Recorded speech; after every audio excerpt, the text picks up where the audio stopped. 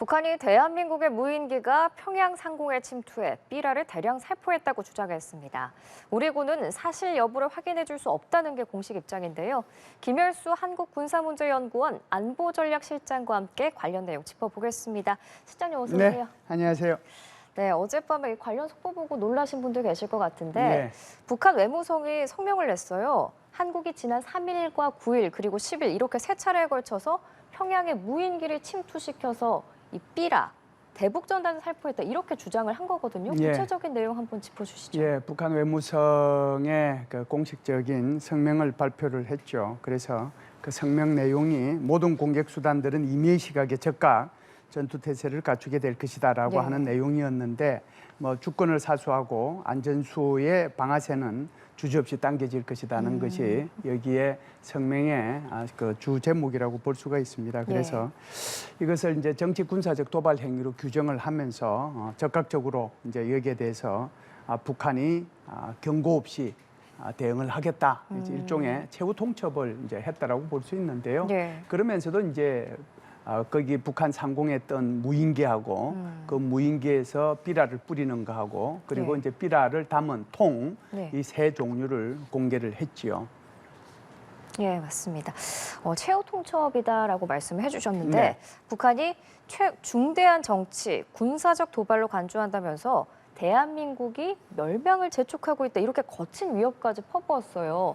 왜 이렇게 갑자기 한밤중에 이런 성명을 낸 거예요? 의도가 뭘까요? 글쎄요, 지금 이제 조금 더 구체적으로 내용을 뭐 살펴봐야 되겠지만 예. 아무래도 주민들의 대남 적대감을 고취시키기 위해서 그러지 않았는가. 그리고 이제 두 번째는 도발의 명분을 고취시키고 이를 이제 북한 주민들한테 공유하고 네. 만일에 이제 이 한국에 대해서 도발을 하게 되면 그 도발을 한 이유가 바로 한국에서 무인기를 보냈기 때문에 여기에 대한 대응을 하기 위한 우리의 조치였다. 그런 것을 합리성을 이제 가장하기 위해서 이렇게 밤에 갑작스럽게 성명을 발표했다고 봐야죠. 네, 도발을 위한 명분 쌓기다 그렇죠. 이렇게 보시는 것 같은데 그래서 이제 이에 대해서 우리 군 당국이 처음에는 그런 사실이 없다라고 즉각 반박을 했다가 네. 1시간 뒤에 태도를 바꿨어요. 확인 불가라는 공식 입장을 내놨는데 왜 이렇게 좀 입장이 바뀐 걸까요? 네, 이거는 이제 국방부 장관이 국회에서 답변을 하는 과정 속에 이제 속보가 떴거든요. 예. 그러다 보니까 이제 어떤 국회의원이 바로 이제 국방부 장관한테 질문을 했죠. 예. 그런데 국방부 장관이 이 내용을 사실상 알고 있는 거죠. 그런 일이 뭐 있을 수가 없는 거니까. 그래서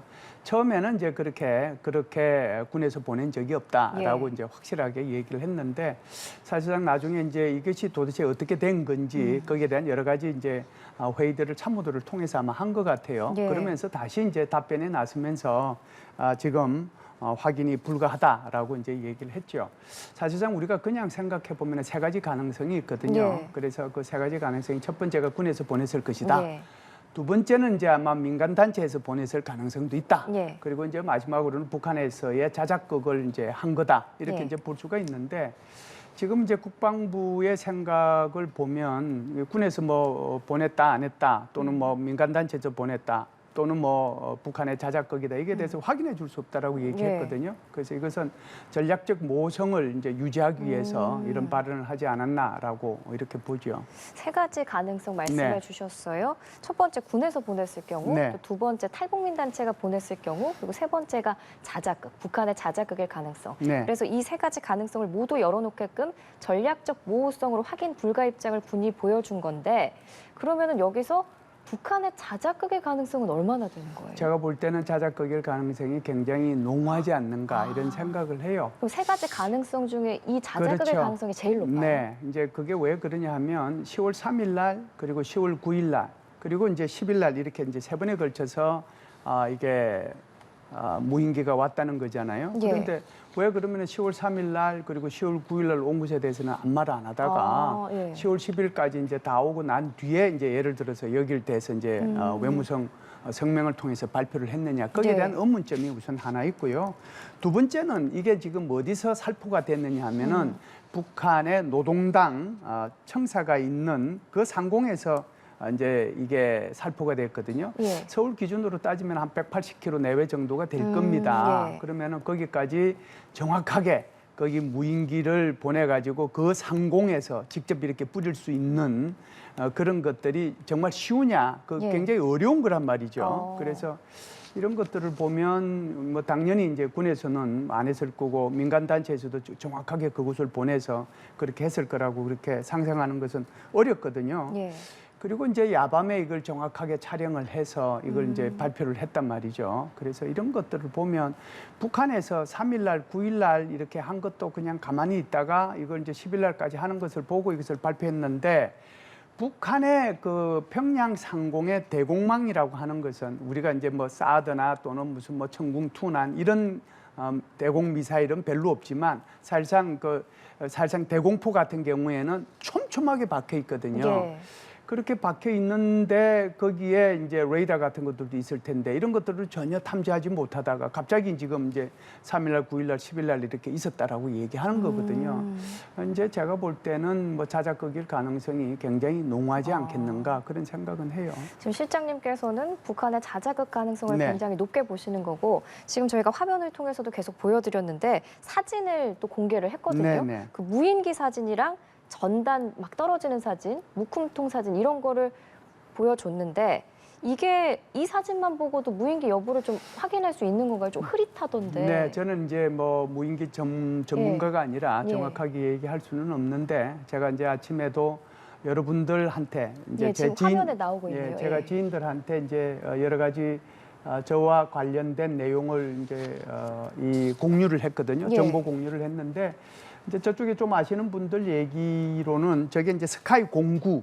그러니까 스카이 공구. 예, 스카이 공구라고 하는 것이 그 가오리 형태로 만들어진 그런 무인기인데 저게 이제 오리지널은 원래 이제 중국제입니다. 이게 그래서 특정이 되는 거군요. 그렇죠. 저렇게만 봐도. 그렇죠. 그래서 이제 저 전문가들은 보면은 좀 아. 이제 어느 정도는 이제 유출을 해볼 수 예, 있다라고 예. 그래요. 그래서 스카이 공구고 이게 이제 더 연원을 거슬러 올라가면 2014년도 3월달과 4월달에 병영도하고 파주 삼척 지역에 북한에 이제 무인기가 침투를 했잖아요. 예. 근데 그때 당시에 병영도하고 파주 삼척 지역에 들어온 그게 이제 가오리 형태라고 볼 수가 있는데 그거하고 이제 비슷하다라고 얘기하거든요. 아. 결국은 이 북한제 무인기라고 하는 것이 그 중국의 무인기를 갖다가 이제 아무래도 그걸 중심으로 해서 조금 자기네들이 여기에다가 개량을 했다라고 볼 수가 있기 때문에 아마 이게 원래의 그 모형은 그쪽에다가 초점을 둔 그런 스카이 공구 형태가 아니겠는가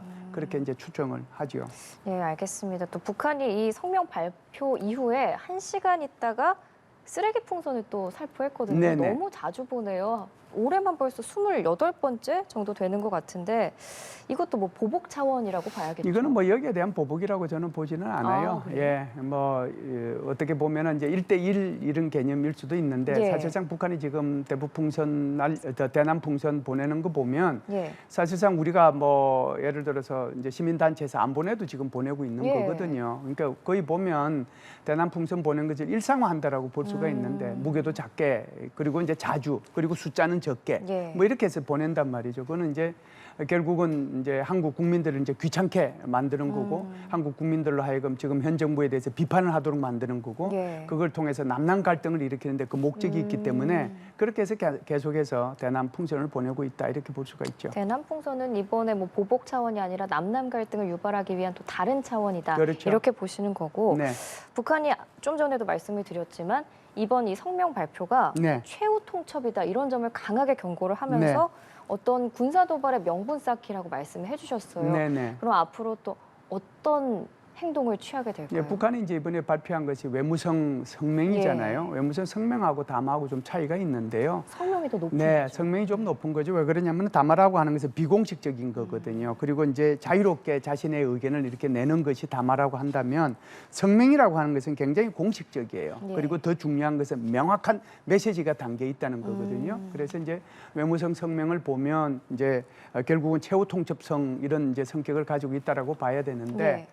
이게 그러면은 왜 외무성 성명을 통해서 발표했느냐가 중요하지 않겠어요? 예. 이게 이제 어떻게 보면은 군사적인 문제인데 그 외무성 성명을 통해서 발표한 것은 북한이 계속해서 한국과의 관계를 두 국가 관계 그리고 적대적인 교종국 관계로 규정했기 때문에 이게 이제 북한의 총참모부나 북한의 국방성이 나서기보다는 예. 오히려 두 나라 관계를 규정한 그런 상태이기 때문에 북한의 외무성이 직접 나서서 거의 보면은 뭐 최후 통첩성 그 발언을 먼저 하고 그리고 그 후속 조치로서 나중에 이제 예를 들면 국방성이나 또 총참모부가 그런 군사적인 조치를 하지 않겠는가라고 생각을 해요. 그래서 이제 군사적 조치는 여러 가지가 있을 수가 있겠죠. 여러 가지가 있을 수가 있을 텐데 절대로 그런 일이 있어서는 안 되겠지만 북한이 사실은 지난번 8월 27일 날 자폭 드론 2종류를 공개를 했거든요. 예. 그래서 적극적으로 이제 조치를 하겠다라고 한 번만 더 이런 일이 발생을 하면 그런 조치를 하겠다라고 얘기를 했기 때문에 아무래도 NLL을 무력화시키는데 무실화시키는데 이런 자폭도로를 이용할 수도 있고 또는 이 전선지대 일대에서 이 자폭도로를 이용해서 우리의 군지부나 또는 군사시설 이런 것들에 대해서 이렇게 자폭도로를 이용해서 예. 폭파할 가능성이 있기 때문에 여기에 대한 대비가 좀 철저하게 해야 될 필요는 있다 이렇게 봅니다. 네, 실장님 말씀처럼 절대로 그런 일은 없어야겠습니다. 그렇죠. 지금까지 김열수 한국군사문제연구원 안보전략실장과 관련 얘기 나눠봤습니다. 실장님 고맙습니다. 감사합니다.